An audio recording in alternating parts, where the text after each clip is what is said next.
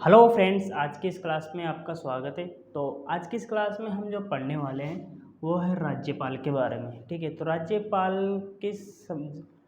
राज्यपाल देखिएगा संविधान में किस अनुच्छेद से लेकर किस अनुच्छेद तक जो इसका व्याख्यान है।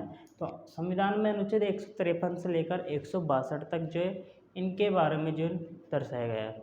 ठीक है, तो राज्यपाल की क्या क्या भूमिका होती है वो हम आज की इस क्लास में पढ़ने वाले हैं।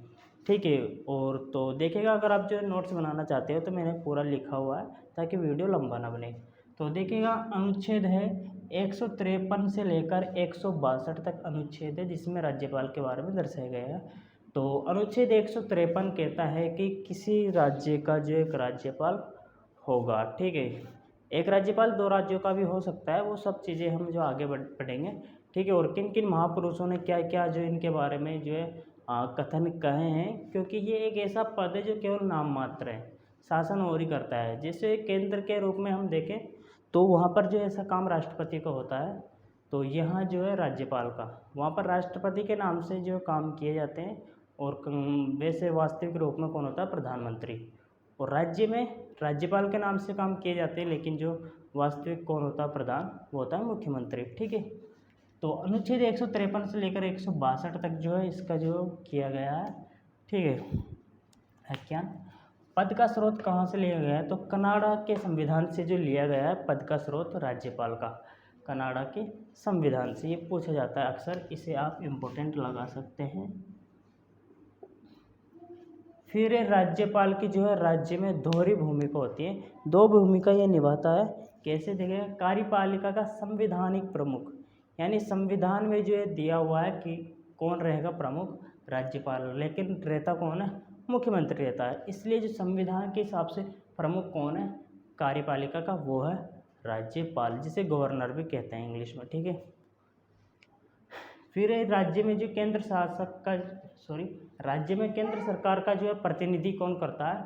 राज्यपाल करता है। यानी कि किसी भी राज्य में जो अपनी सरकार चलाने के लिए केंद्र का व्यक्ति कौन होता है? वो होता है राज्यपाल। अगर क्वेश्चन पूछ लिया जाता है कि केंद्र सरकार का प्रतिनिधित्व कौन करता है किसी भी राज्य में, वो करता है राज्यपाल, यानी कि गवर्नर।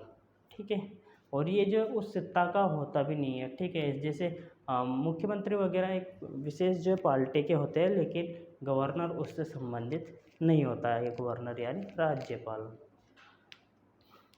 तो कार्यपालिका का संवैधानिक प्रमुख कौन हो गया? वो हो गया राज्यपाल। ठीक है, और राज्य में जो केंद्र शासक का प्रतिनिधि यानी प्रतिनिधित्व कौन करता है? केंद्र सरकार का। ये जो निगरानी रखता है मुख्यमंत्री के कार्यों पर, कौन रखता है? राज्यपाल। ठीक है, इसी के साइन से जो सब काम होते हैं। अब तो इसी के संक्षेप में देख लेते हैं राज्य की कार्यपालिका। तो इसमें जो औपचारिक कार्यपालिका और अनौपचारिक, औपचारिक में देखेंगे ये केवल नाम मात्र है। कार्यपालिका का प्रधान कौन? राज्यपाल, संवैधानिक रूप से प्रमुख है ये। और वैसे वास्तविक अनौपचारिक है होता है मुख्यमंत्री। ठीक है, वास्तविक कार्यपालिका का प्रधान मुख्यमंत्री होता है।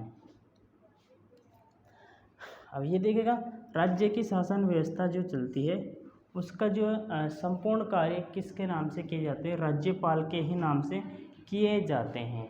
सब काम जो राज्यपाल के ही नाम से होंगे, लेकिन करता कौन है?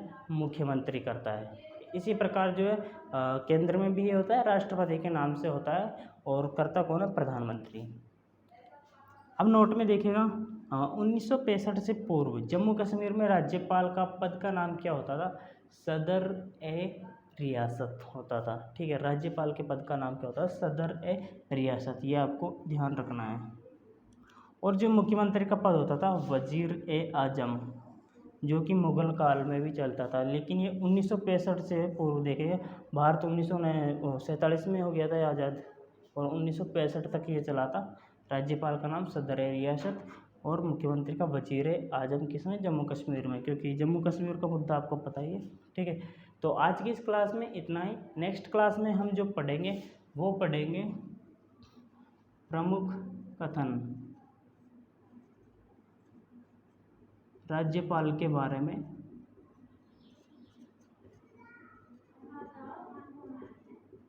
राज्यपाल के बारे में प्रमुख कथन क्या क्या हैं वो हम जो नेक्स्ट क्लास में पढ़ेंगे।